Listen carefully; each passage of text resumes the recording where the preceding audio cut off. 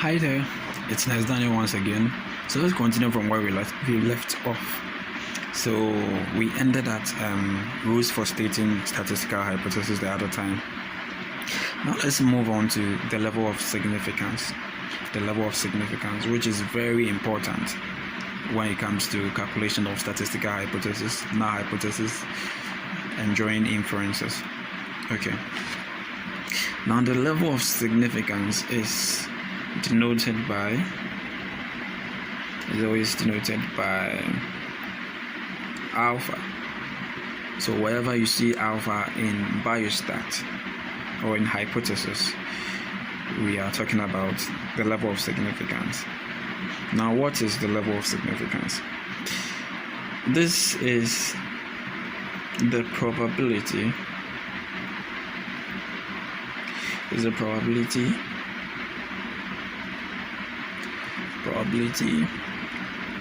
Of rejecting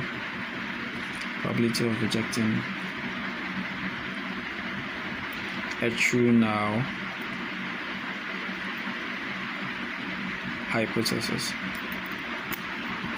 Okay, so let's say you've done a research and it turns out to be true. So you've done a research. We already know that the hypothesis to be tested is the null hypothesis.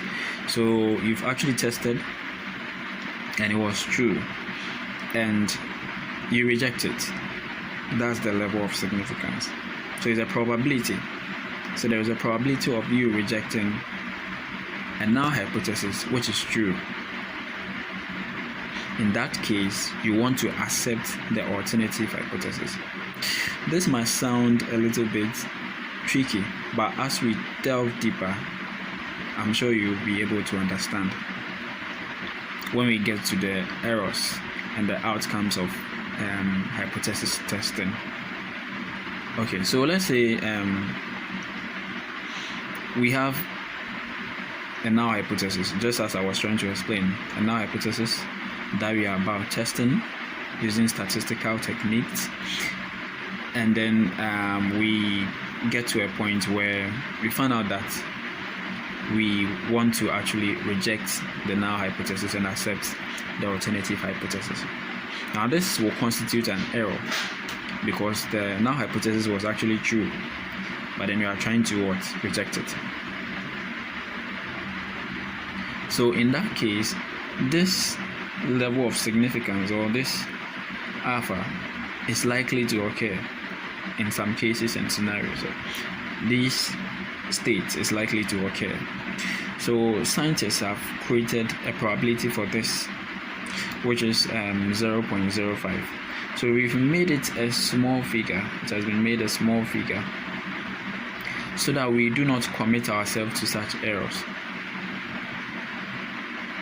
So the level of significance is known as alpha, and is the probability of rejecting the true null hypothesis. Okay, and alpha is a figure of 0.05. So we've made it this small, the figure this small, so that it will become very difficult for someone to reject a true null hypothesis.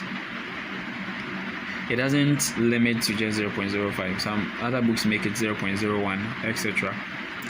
Yeah, so let's go deeper into the outcomes and the errors. I think from there we will get the level of significance very well. So let's look at the outcomes. Okay. So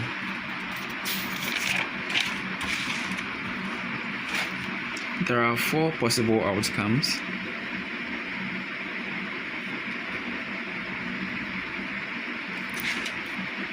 When we are testing our null hypothesis in hypothesis testing. So the first one is that we accept our null hypothesis when the null hypothesis is in fact true. Now the second one is we accept the null hypothesis when in fact the alternative hypothesis is true. Now this is known as the type 2 error. We'll be looking at those errors. The third one, we reject the null hypothesis when in fact the null hypothesis is in fact true. Okay, there is a fact here. Is in fact true, which is a type 1 error. Okay, and the last one, we reject a null hypothesis when the alternative hypothesis is in fact true. Now let's look at these statements one after the other. First of all, we still need our Venn diagram here, showing that there is no way the null hypothesis and the alternative hypothesis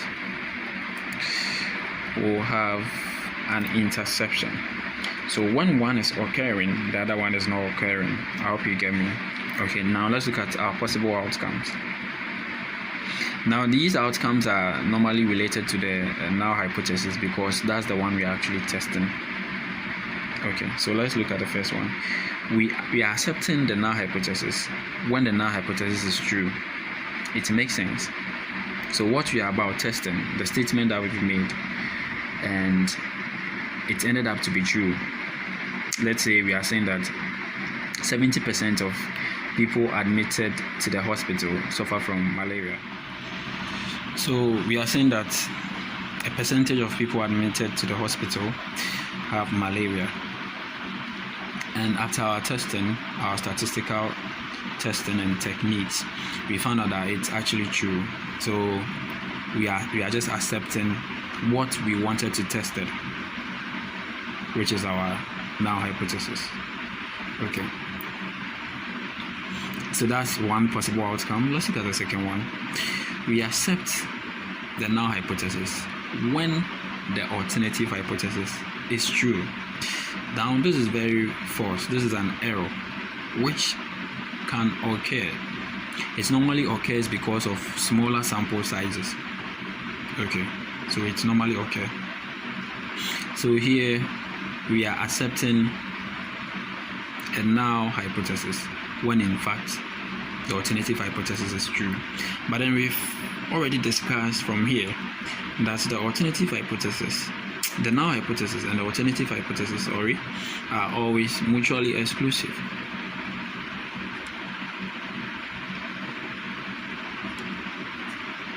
So when one is right, one should be wrong. And actually when one is right, that person should stay right. We do not accept a false one in place of a right statement. I hope you get me. So the second outcome is trying to tell us that we are accepting a false null hypothesis. So we actually did a survey in the hospital, and before then we were actually saying that the 70% of people who are admitted at the hospital suffer from malaria, and it turned out to be false. And still we want to accept the fact that because we just made that statement, which is an error. It's normally okay. We have the second type of error, or the third possible outcome, which is the second error, which is we reject the null hypothesis when the null hypothesis is true, which is also likely to occur because of a smaller sample size. Okay. I hope this ring a bell. Rejecting a true null hypothesis. Where do you remember this? Rejecting a true null hypothesis. Yes, from the level of significance. We are saying it's denoted by alpha, and it's the probability of rejecting a true null hypothesis, and it has a value of 0.05. Put this in your mind. Now type 1 error is the same as alpha, which is the same as your level of significance, which is the same as a value of around 0.05. Take notes, please. You will need it. Okay, so it's a type 1 error, which is also known as alpha. The type 2 error is known as beta. You take a brief look at them. Now let's look at the fourth possible outcome. We reject a null hypothesis when the alternative hypothesis is true. That makes sense because our initial hypothesis, which we are trying to say that 70% of people admitted to the hospital suffer from malaria, is actually wrong. So we have to accept the other one. So it means that 70% of people who are admitted to the hospital do not suffer from malaria, which is our alternative hypothesis. Please, I hope these possible outcomes of hypothesis actually make sense. Okay, so let's take a critical look at these ones. We wouldn't spend much time here. The type 1 and the type 2 error. We are saying type 1 error is the same as alpha, which is our level of significance. And here we are trying to reject a true null hypothesis. We are rejecting a true null hypothesis. Type 2 error is known as beta. Here we are trying to accept a null hypothesis when in fact the alternative hypothesis is true. Now, why do these errors come? I've already made mention of a few instances. That's when our sample size is very small. We are working with just a small number of people. We are likely to encounter these errors. So how do we actually prevent these errors? Well, it's as simple as that. The sample size is small. We just have to increase the sample size. Now we can do something about type 1 error, which is trying to manipulate our figure. So we said 0.05. Another person might use 0.01. Another person might use 0.025, depending on the person. Are you okay? But in the type 2 error, we cannot do anything about it. We cannot do anything about it. I will show you the trick why we can't do anything about it. It actually stems from when we are stating our inferences. But then we will get to that. I don't want to complicate things here. So we can do something about our alphas, but we can't do anything about our betas. Are you following? Yes. So that's with the possible outcomes and also level of significance. I hope you understand. If you have any question, just look for the comment box and type your questions, or I have an email where you can actually forward your message to. Thank you guys for watching once again. It has been Daniel.